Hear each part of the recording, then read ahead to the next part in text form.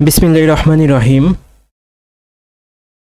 Dhaka board ২০২৩ সালের CQ প্রশ্নের উত্তর অর্থাৎ সৃজনশীল প্রশ্ন এবং প্রশ্নগুলোর উত্তর আমি প্রথম দিকে সৃজনশীল প্রশ্নগুলো দেখানোর চেষ্টা করছি। এখানে দেখুন ১ নম্বর প্রশ্ন ছিল এইটা, আর ক খ গ ঘ প্রশ্ন। ২ নম্বর প্রশ্ন ছিল এটা, ৩ নম্বর প্রশ্ন ছিল এটা, এবং ৪ নম্বর প্রশ্ন, ৫ নম্বর প্রশ্ন, ৬ নম্বর প্রশ্ন এবং ৭ ও ৮ নম্বর প্রশ্ন। এই ছিল ৮টি প্রশ্ন ঢাকা বোর্ড ২০২৩ সালের। এগুলোর উত্তরগুলো দেওয়ার চেষ্টা করব। এখানে ১ নম্বরের প্রশ্ন ছিল, একটি চিত্র দেওয়া রয়েছে, নতুন জীবকোষ সৃষ্টি, হাইব্রিড শস্য, এগুলো একটা চিত্র দেওয়া রয়েছে, অর্থাৎ প্রথম অধ্যায়ের প্রশ্ন। ১ নম্বর যে প্রশ্নটি ছিল, ন্যানো টেকনোলজি কি? বিজ্ঞান ও প্রযুক্তি ব্যবহার করে ১ থেকে ১০০ ন্যানোমিটার আকৃতির কোনো কিছু তৈরি করা বা ব্যবহার করার প্রযুক্তিকে ন্যানো টেকনোলজি বলে। খ নম্বর প্রশ্ন হচ্ছে, বর্তমানে ড্রাইভারবিহীন গাড়িতে যাতায়াত করা যায়, ব্যাখ্যা করো। এখানে সুন্দর করে দেওয়া রয়েছে। আমরা বর্তমান সময়ে জিপিএস ট্র্যাকিং করে গাড়ি বিভিন্ন দেশে যাওয়ার একটা পদ্ধতি দেখেছি। যদিও আমাদের দেশের রাস্তাঘাটের কারণে বা জিপিএস এর কারণে এই ধরনের ড্রাইভারবিহীন গাড়ি পরিকল্পনা করা অবাস্তব বলা যায়। যেখানে আমাদের দেশে ড্রাইভার সহ গাড়ি যাওয়াটাই কঠিন হয়ে যায়, সেখানে ড্রাইভারবিহীন উন্নত বিশ্ব ছাড়া কল্পনা করা যায় না। আর এখানে উদ্দীপকে দৃশ্য ১-এ চিহ্নিত প্রযুক্তি ব্যবহার করো। এখানে অল্প করে দেওয়া রয়েছে যদিও প্রযুক্তির ব্যবহারটি। আর চতুর্থ প্রশ্নটি বা ঘ নম্বর প্রশ্নটি রয়েছে, চতুর্থ শিল্প বিপ্লবের ক্ষেত্রে দৃশ্যকল্প ২-এ উল্লেখিত প্রযুক্তিটির ভূমিকা মূল্যায়ন করে। এখানে উত্তর সুন্দর করে দেখানো হয়েছে। ২ নম্বর যে প্রশ্ন রয়েছে, ডাক্তার জে.সি. দেব নিয়ন্ত্রিত তাপমাত্রার চিকিৎসা পদ্ধতি সম্পর্কে বিশেষ প্রশিক্ষণ গ্রহণের জন্য জাপান গিয়েছিলেন।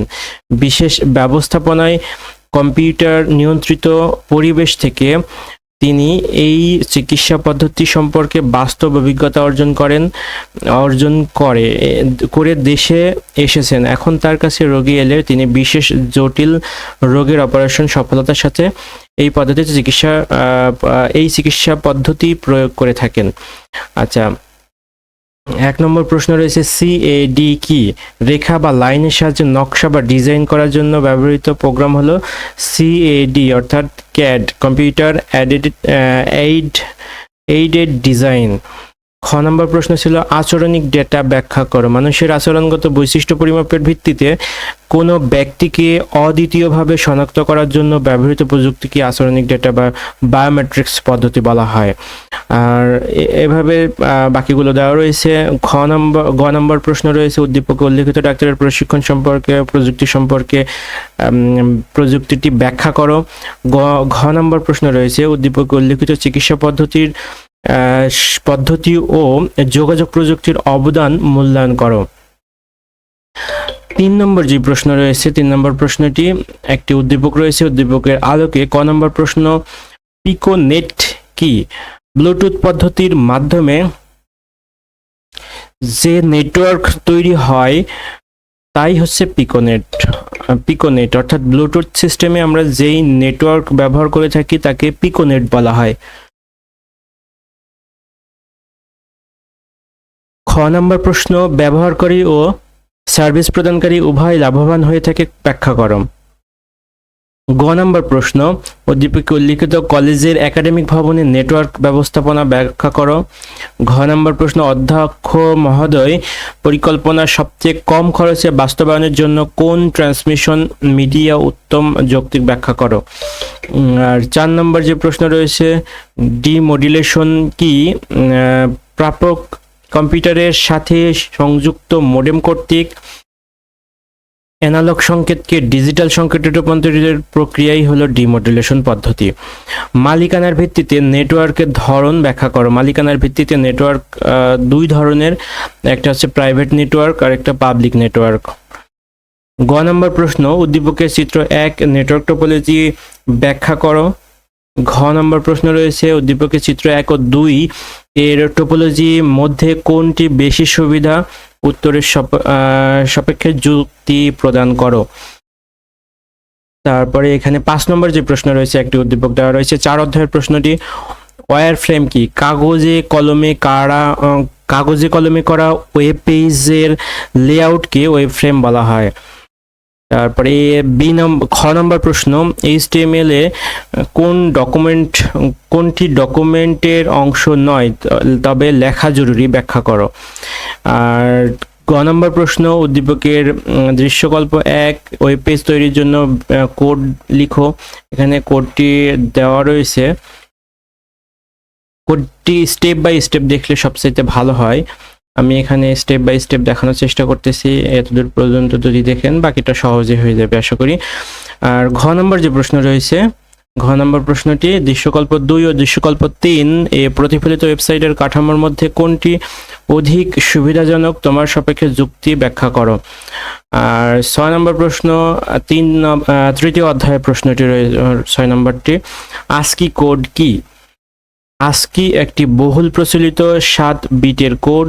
আস্কি এর পূর্ণ নাম American standard code for information interchange. খ নম্বর প্রশ্ন, কোডেড ডেটাকে আনকোডেড ডেটায় রূপান্তর করা সম্ভব, ব্যাখ্যা করো। গ নম্বর প্রশ্ন রয়েছে, উদ্দীপকে রনি ও জনির মোট কত টাকার বই কিনেছে ডেসিমালে প্রকাশ করো। যদি এখানে অক্টাল নাম্বার দেওয়া রয়েছে, অক্টাল নাম্বারকে ডেসিমাল নাম্বারে প্রকাশ করতে হবে। আর জনির বাইনারিতে রয়েছে, এটাকেও ডেসিমালে রূপান্তর করতে হবে এবং দুইটাকে যোগ করতে হবে। আর ঘ নম্বর যে প্রশ্ন রয়েছে, দুইজনের মধ্যে কে বেশি মূল্যের বই কিনেছিল, তা পরিপূরক পদ্ধতিতে নির্ণয় করো। অর্থাৎ দুইজনের টাকা আগে বেশি মূল্যের বই কিনেছিল, সেটা আমরা গ থেকেও পেতে পারি। গ হতে আমরা যেহেতু দশমিক পদ্ধতিতে রূপান্তর করেছি, সেখান থেকে আমরা সহজেই বুঝতে পারবো কার টাকাটা বেশি ছিল, জনি না রনি। তো সেখান থেকে আমরা দশমিককে যদি বাইনারিতে রূপান্তর করি এবং বাইনারিতে রূপান্তর করে সেগুলোর হচ্ছে 2 এর নিয়ম বা 2 এর পরিপূরক নিয়ম ব্যবহার করি, তাহলে সহজেই আমরা বাইনারিতে বা দশমিকে প্রকাশ করতে পারবো। 7 নম্বর প্রশ্ন, কাউন্টার কাকে বলে? কাউন্টার হলো এমন একটি সিকোয়েন্সিয়াল সার্কিট যা ফ্লিপ ফ্লপ ও লজিক গেটের সমন্বয়ে গঠিত সার্কিট এবং যা ইনপুট পালসের সংখ্যা গুনতে পারে। আর খ নম্বর প্রশ্ন, বাইনারি ও বিসিডি এক নয়, ব্যাখ্যা করো। গ নম্বর প্রশ্ন, উদ্দীপকের লজিক ফাংশনটির সত্যক সারণী তৈরি করো। আর ঘ নম্বর যে প্রশ্ন রয়েছে, উদ্দীপকের সমীকরণটির সরলীকৃত মান শুধু ন্যান্ড গেট দিয়ে বাস্তবায়ন করো। 8 নম্বর এবং সর্বশেষ প্রশ্ন যেটা রয়েছে, ভোলাটাইল মেমোরি কি? ভোলাটাইল মেমোরি কি? যেসব মেমোরির ডেটা কম্পিউটার বন্ধ হলে হারিয়ে যায় সেগুলোকে অস্থায়ী মেমোরি বা ভোলাটাইল মেমোরি বলে। আর সি নম্বর বা গ নম্বর প্রশ্ন, সি ভাষার পূর্বে তৈরিকৃত ফাংশন ব্যবহার করো। সি ভাষার প্রোগ্রামিং ল্যাঙ্গুয়েজ বেশ কিছু বিল্ড ইন ফাংশন রয়েছে যা স্ট্যান্ডার্ড লাইব্রেরিতে অন্তর্ভুক্ত করা হয়। সিতে কিছু সাধারণ ব্যবহৃত বিল্ড ইন ফাংশনগুলির মধ্যে ইনপুট আউটপুট ফাংশন রয়েছে, এগুলো এখানে ফাংশন আকারে দেওয়া রয়েছে। ম্যাথ ফাংশন রয়েছে। গ নম্বর যে প্রশ্নটি রয়েছে, উদ্দীপকের সিরিজটি প্রবাহ চিত্রের মাধ্যমে দেখাও। এখানে প্রবাহ চিত্রের মাধ্যমে দেখানো হয়েছে এবং এই প্রবাহ চিত্রটুকু দেখাইলে এই উত্তরটি শেষ হয়ে যায়। তারপরে ঘ নম্বর যে প্রশ্নটি রয়েছে, ডু হোয়াইল লুপের দ্বারা উদ্দীপকের সিরিজটি যোগফল নির্ণয় করার জন্য সি ভাষায় একটি প্রোগ্রাম লিখো। এখানে সি ভাষায় প্রোগ্রামটি দেওয়া রয়েছে এবং খুব সহজেই রয়েছে। ইনক্লুড studio.h ইন্টিজার মেইন, তারপরে integer s equal 0, i equal 3, enter the value of n, %d decimal নাম্বারের জন্য এবং and n। ডু লুপে দিয়েছে s equal s plus i এবং i এর মান i plus 3। হোয়াইল লুপের মাধ্যমে প্রিন্ট করতে হবে সাম অফ সিরিজ %d/ns রিটার্ন 0। এই ছিল সি প্রোগ্রামিং ল্যাঙ্গুয়েজের মাধ্যমে ডু হোয়াইল লুপ ব্যবহার করে সিরিজটির যোগফল। তো এইটা ঢাকা বোর্ড 2023 সালের সৃজনশীল প্রশ্ন এবং প্রশ্নের সমাধান নিয়ে ভিডিওটি করা হয়েছে। যদিও ভিডিওটি দেখার ক্ষেত্রে এই প্রশ্নগুলো দেখে পাশাপাশি একটু চোখ বুলিয়ে নিয়ে বা একটু টেনে নিয়ে দেখলে সবচাইতে ভালো হয়। আর যাদের কাছে এইভাবে একসাথে নেই তারা এই ভিডিওটি এইভাবে দেখতে পারেন। আর এই প্রশ্নগুলোর উত্তর সাধারণত এইভাবে একসাথে সব জায়গায় নেই, সব গাইডেও থাকে না, এখানে একসাথে করা হয়েছে এবং বোঝার সুবিধার জন্য একসাথে করা হয়েছে। ধন্যবাদ ভিডিওটি দেখার জন্য। আসসালামু আলাইকুম।